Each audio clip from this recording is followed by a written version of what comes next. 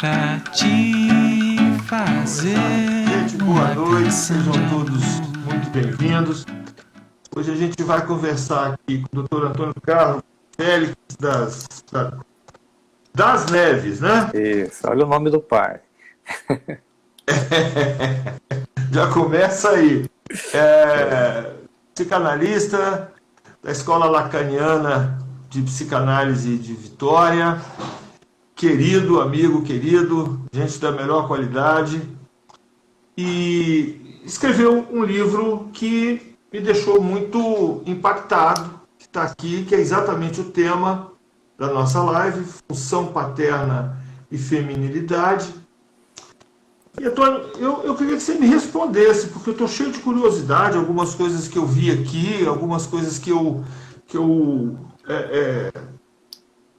acabou me despertando muita coisa. A primeira coisa que eu queria é que você me dissesse o seguinte: o que te levou? Como é que foi? O que aconteceu? Como é que você foi parar nessa pesquisa? Psicanalista com o Ministério Público? Como é que foi isso? Explica pra gente aí. Tá bom. Bom, inicialmente, boa noite, José Eduardo, a todos que estão aí presentes. Quero agradecer você pelo convite, pela bela chamada que você fez.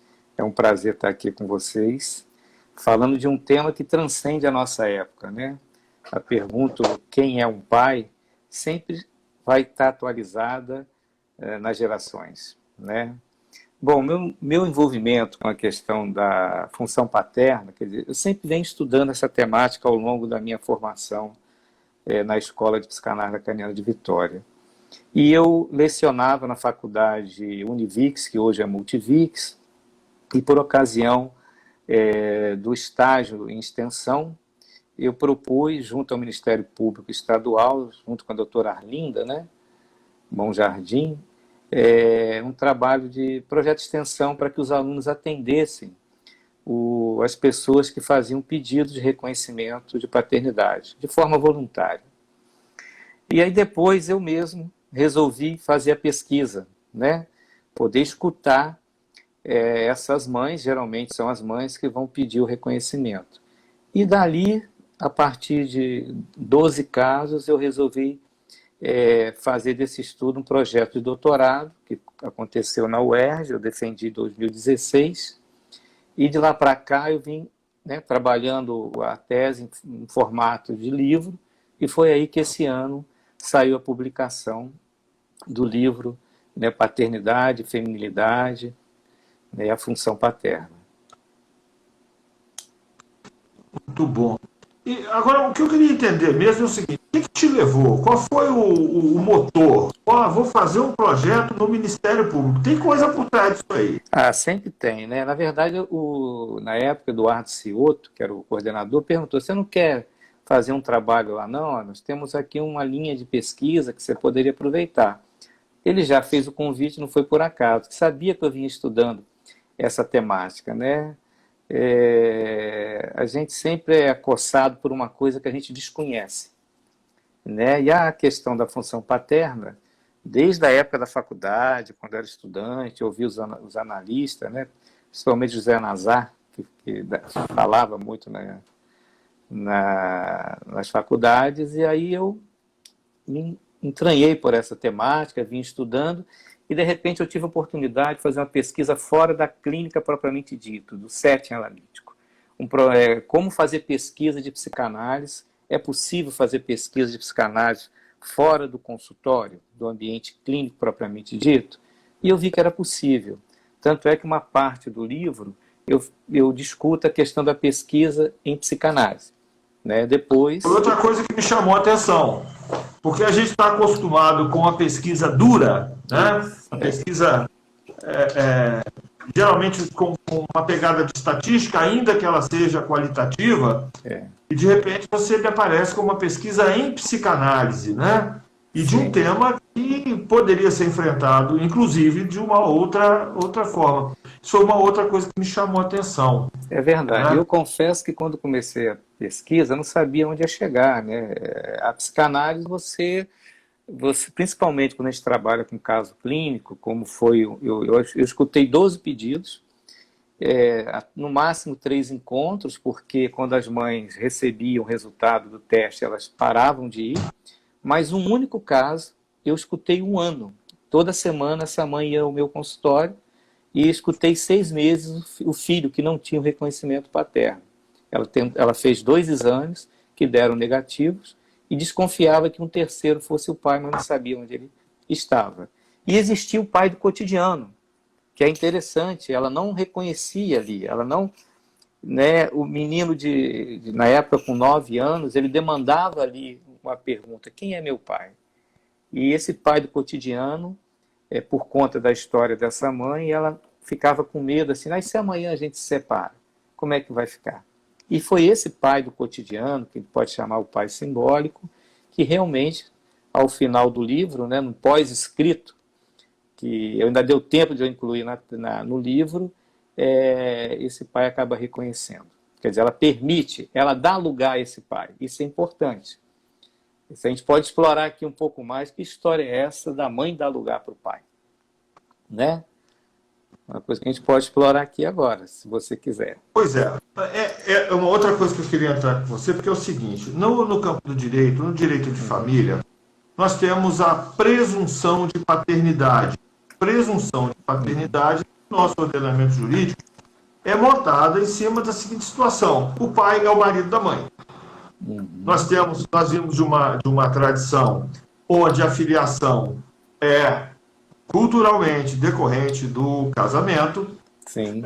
Precisamos estabelecer uma presunção. A gente pergunta: mas por que numa época de DNA alguém vai se preocupar em presumir alguma coisa? Não é mais fácil comprovar? Isso é da ordem do absurdo, do impossível. Você exigir que cada criança que nasce dentro de um contexto de uma conjugalidade, que você faça um teste de DNA. Quer dizer, isso seria uma espécie até de coisificação dessa criança, né? Sim, sim. Então, o nosso ordenamento jurídico já é montado nessa situação. O pai é o marido da mãe. Mas você trabalhou nessa pesquisa com mães sem marido ou com mães cujo marido não era necessariamente o pai. Né? Isso, e eu verdade. queria que você explicasse um pouco para a gente como é que é isso. Ótimo. Bom, primeiro é o seguinte, né? É importante dizer de que lugar que eu falo. Né? Psicanálise com Freud e Lacan. Esse é o meu referencial. Em 57, 58, Lacan escreveu um seminário 5 chamado As Formações do Inconsciente. Naquela época, no ambiente francês ou na Europa, já se fazia a pergunta: quem é o pai? Né? O Lacan até brinca que as pesquisas pecam não pelo que acham, mas pelo que procuram. Aonde está a carência do pai? Né? E aí, assim, será que o pai é aquele que ele tem que ser bom, carinhoso, estar presente no cotidiano do filho? Será que o pai é aquele que paga as contas? O pai tem que estar presente, isso na própria comunidade analítica, né? O Édipo funciona sem pai, como é que fica? Então, toda essa discussão se baseava numa análise ambientalista, a presença ou não do pai, e numa análise personalista, se o pai é bom ou ruim, das características pessoais do pai. O Lacan, ele vai além disso. Ele vai introduzir uma outra dimensão da paternidade, que não se confunde com a paternidade ambientalista, né, com a visão ambientalista ou a visão personalista do pai, se o pai tem problema ou não. Então, essa outra dimensão, ele vai chamar a atenção o seguinte: ele vai fazer uma crítica ao complexo de Édipo de Freud, no sentido que, se eu não falei do complexo de Édipo, eu falei do complexo de castração, e ele vai falar o seguinte: o que é um pai? Aí ele vai falar assim: o pai é uma metáfora. Mas metáfora do quê? Não é? Ele vai falar que é metáfora do desejo da mãe. Porque ele diz o seguinte: a criança que nasce, ela é objeto, ou ela é metáfora de um amor da mãe pelo pai, ou ela é objeto do seu capricho. Né? O que é a criança ser metáfora do amor de uma mãe pelo pai? É que essa mãe deseja a criança para além da própria criança, porque ela direciona o amor dela para esse homem, o companheiro dela. Então, essa mãe, ao fazer isso, apresenta para a criança um mundo para além dela mesma. Então, e ela só pode ocupar esse lugar no momento que essa mãe assume a posição de mulher. Então, quando ela assume a posição de mulher, O que é assumir a posição de mulher? ela inclui o pai como marido. Tá. Objeto de desejo desse homem, né? Ela Então, aí deseja... nós voltamos para a questão do direito. Perfeito. Olha como é que a coisa começa a ficar entranhada, em que o pai é o marido da mãe. Isso. E é mais ou menos isso que você está me dizendo. Poderíamos dizer que esse pai tem um lugar no erotismo da mãe. Seria Sim. melhor dizer que pode ser que o pai está lá presente e ele não ocupa esse lugar. O Lacan analisou o caso, quer dizer, ele fez uma interpretação do caso Hans, que é um caso famoso de 1905, que tinha uma fobia de cavalo, em que a mãe levava ele para o quarto até os 5 anos de idade. O pai reclamava, mas a mãe não estava nem aí para a palavra do pai. Ou seja, ali o homem e a mulher, né, a criança estava no meio, tampando ali algo da dificuldade do casal. E ele? E aí é aquele segundo tempo. A criança ou é metáfora do amor de uma mãe pelo pai enquanto homem, ou objeto do seu capricho. Era o que acontecia com Hans. O pai, o que ele falava, era igual a 0 para a mãe. Era a lei da mãe que vigorava. E nesse sentido, quando a lei pai está ali, mas não existe. Não existe no discurso da mãe. Por isso que o Lacan... Aliás, você usa uma expressão no livro que não é da existência, é da existência. Como é que é isso? Existência. Bom, aí é uma coisa mais complexa. Não, então volta para onde você está. A gente pode falar isso mais na frente. Pode. Mas o importante, assim, em resumo, que é a mãe que dá lugar ao pai. Dá o lugar ao pai na medida que ela frequenta o campo do feminino também. Ela não é só mãe da criança. Quando ela ocupa só o campo da mãe, o campo fálico, ela toma essa criança como objeto do seu capricho. E a criança, quer dizer, não tem o pai ali metaforizando esse desejo da mãe, fazendo que o desejo dela fosse de outra coisa, que a gente chama de uma significação fálica, mas não vou entrar por esse termo técnico. Ou seja, a criança tem que se proteger dessa mãe, porque ela não tem uma mediação do pai, né? É claro que o Lacan ele vai aperfeiçoando essa ideia de metáfora, ele avança, mas ele retoma em 75, em RSI, que ele vai falar o seguinte: um pai é aquele que, ele usa um termo assim, perversamente orientado para a mãe, para a mulher, a mãe enquanto mulher. É esse homem que toma a mulher como objeto do seu desejo. Isso tira essa mãe de cima da criança. Se não tem, porque se o erotismo dessa mãe fica na criança. E ela tem que criar algum sintoma, no caso o Hans criou uma fobia, para ser protegido, porque isso excita demais. Excitação no sentido erógeno, né, da coisa, e ela cria uma fobia de cavalo. E aqui eu queria fazer um pequeno comentário, um colateral, se você me permite, porque essa semana eu fiquei muito incomodado. Recebendo uma pessoa já adulta comentando que tomava remédio porque tinha TDAH, transtorno por déficit de atenção e hiperatividade. Ela era ansiosa, não tinha foco, tinha que fazer um monte de coisa ao mesmo tempo, e tomou medicação como criança e adolescente, né? E sequer essa questão foi colocada. Imagine bem, se uma criança fica ali obturando a falta da mãe, é isso que a gente fala, ela fica sem lugar. E sem lugar, ela tem muita ansiedade. Ela vai para lá, vai para cá, e você entra ali com o remédio.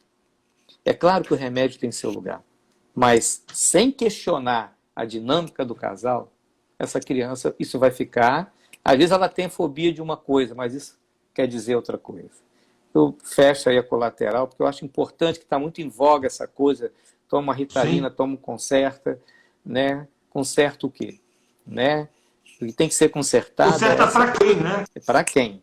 Exatamente. Porque aí o casal não quer saber disso. A criança, às vezes, vem ocupar esse lugar. Mas o que isso tem a ver com a paternidade? A mãe dá lugar ao pai. Em que sentido? O Lacan diz que a mãe tem uma lei meio desgovernada. A lei da mãe. A lei do seu capricho. É preciso que ela reconheça que tem uma lei, que ela também está submetida à lei. E no momento que ela Você nunca, a gente já viu isso aqui, a mãe fala à criança, faz isso, o menino fala, aqui, vou falar com seu pai. A criança ajeita. Ela introduz o pai discursivamente. Por isso que o que uma mãe fala do pai é muito importante. As mães que ficam confidenciando o problema do casal com as crianças, isso é muito ruim, né? Coisa que cabe ao parceiro amoroso, não a criança ocupar esse lugar. Então, ela deixa o lugar vazio. E o pai entra como pode. Não o pai que a mãe quer, o pai que ela idealiza. O pai que entra do seu jeito. Então, o pai é primeiro na mãe. A mãe que dá esse lugar. Pode ser que um pai tenha dificuldade para entrar, como foi o pai do Hans, que ele entrava como pobre coitado. Então, é importante, né, que essa conjugalidade, esse erotismo esteja ali. É como se a função paterna, ela não é propriedade de ninguém. Ela é por isso que é uma função. E eu achei interessante o título que você deu, Quem é um Pai? Porque você não colocou o que é o pai. Como se tivesse um modelo a ser seguido. Não existe modelo. Né? O pai, por ser uma função, ele pode ser encarnado. Né? O Lacan, quando pluraliza o nome do pai, ele está dizendo que isso pode ser encarnado em personagens, né? Que podem fazer essa função. E aí, fazendo um paralelo, como é que a função vigora? Exatamente quando a gente não acredita ser pai. Como é que é? Por exemplo, tem pais que querem ocupar, ele acha que é pai, o pai acha que é pai. É como se, deixa eu ir para o campo do político, que dá para entender melhor. Um governador que é eleito, por exemplo, ele representa a lei. Né? Ou o juiz, ele representa a lei. Se ele acha que ele é a lei, ele vai fazer a lei segundo seus caprichos. E aí a lei vira tirânica. É a lei baseada nas suas mazelas, no seu narcisismo. Claro que a gente não é perfeito. Né? Nós estamos sujeitos a todos, mas se você se acredita à lei, isso é exatamente o que faz com que a função não vigore. Como se a função paterna vigorasse no intervalo entre aquele que representa e a própria lei. Aí o Lacan tem uma frase bonita. A lei, para funcionar, a função paterna para funcionar, tem que ter a morte daquele que a representa. A morte subjetiva no sentido do capricho, de ele não acreditar que ele é a lei. Não sei se ficou, né, claro aí, Eduardo, se alguém tem uma pergunta para fazer.